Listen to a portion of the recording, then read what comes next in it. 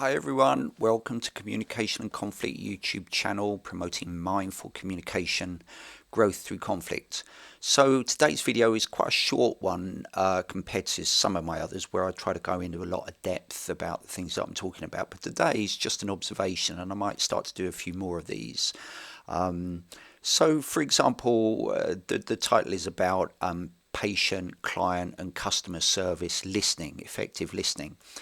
And you may work in one of those fields, or it might be that you're a patient, client, or a customer. And one of the things that can often be an unfortunate, ineffective experience of listening in that interaction between the client and the person providing the service is where you start to explain something that you're wanting as the service user, the customer, or the patient, or the client.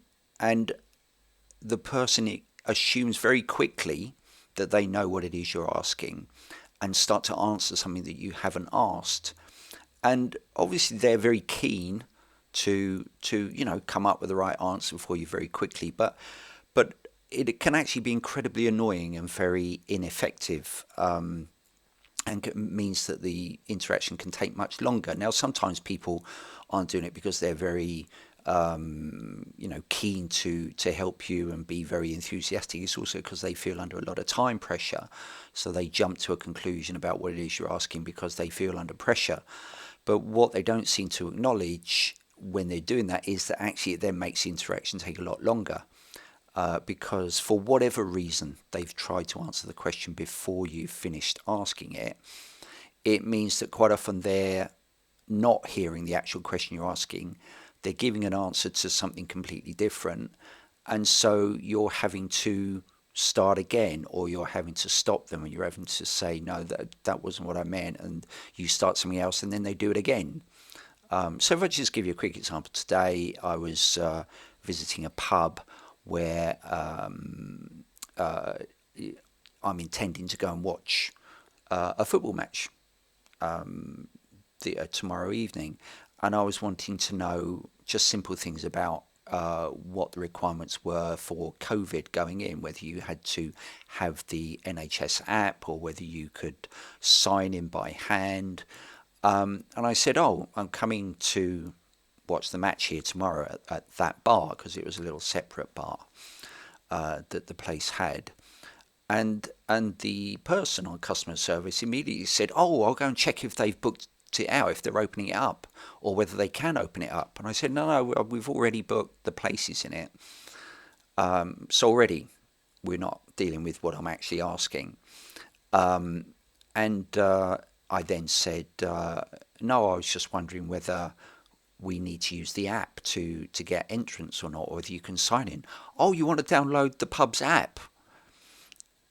She asked.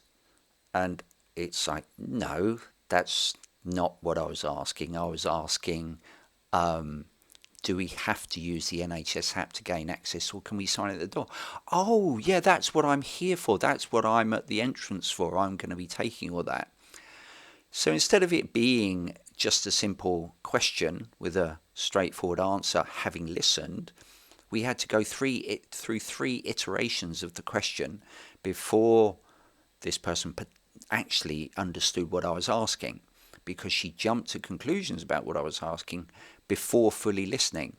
Now, this is something I've experienced in other places as well, and I'm pretty sure everybody will have experienced. But I guess, therefore, what I'm saying it to are the people who provide patient services or client services or customer services.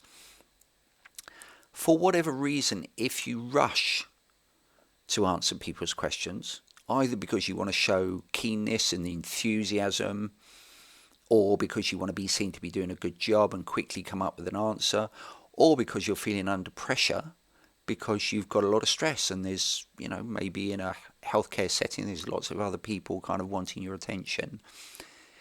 If you don't give those extra 3, 4, 5 seconds,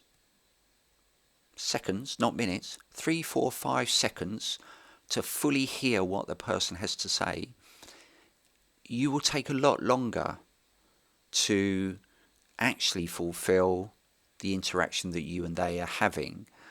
Um, and and so for whatever reason, as I say, whether you're feeling stressed or whether you're feeling very enthusiastic and you want to be seen to do a good job, just allow another 5 seconds, maybe 10, but usually probably just 5 seconds, because we actually do speak a lot faster than we often imagine.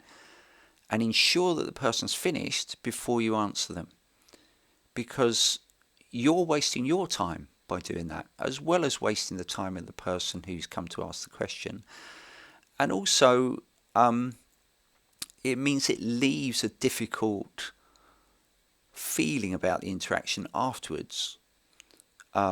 People can feel quite angry on both sides of the interaction, because people who think that they've answered the question, but then it turns out they haven't, they can get frustrated. It's like, well, what is it you mean? What is it you mean? I've had that sometimes with some situations.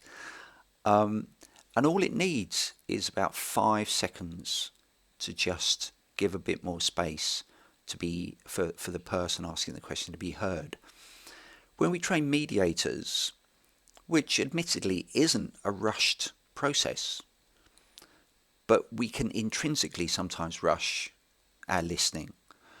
But when we train mediators, what we train them to do is, even when someone's spoken, we ask them to get used to the practice of saying back to people what they've said in their words, so that it can be clear that it's been heard, but also it gives the person a chance to reflect on what they've said. So that's for a slightly different purpose than customer service, etc.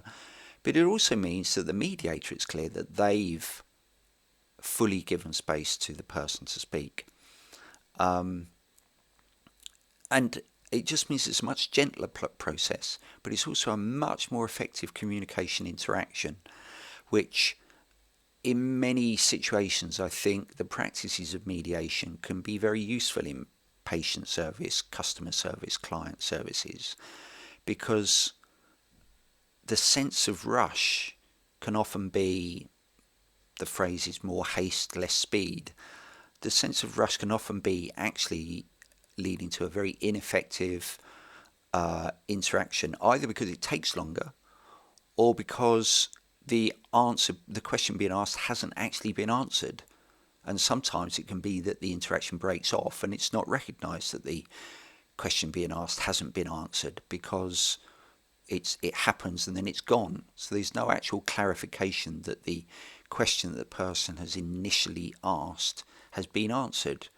So all I would say is just think, do you allow even maybe a second of silence, just to be clear that the person has finished what it is they want to say, before you give an answer? Some of you may even see it as being useful in your personal lives as well, but I guess I'm particularly noticing it where it does happen or it doesn't happen in patient services, customer services, client services, where there's a kind of a professional public interaction. And just for the sake of about 4 or 5 seconds, that interaction can be so much more effective and so much quicker, because the time is taken to fully understand what the person is asking, rather than think, I've seen this question before, I know the answer. And actually that's an immediate assumption, because you're not a mind reader. You don't know that that person is going to ask the same question that other people have asked, and actually the answer for them might be different anyway, because their circumstances might be different. So there we go. Don't know how long that's taken, but a quicker one than usual, I think. Just give 4 or 5 seconds extra if you're in one of those roles, to make sure that you've understood what people have asked, and then it all goes much more smoothly. Thanks very much for listening. Have a good day. Goodbye.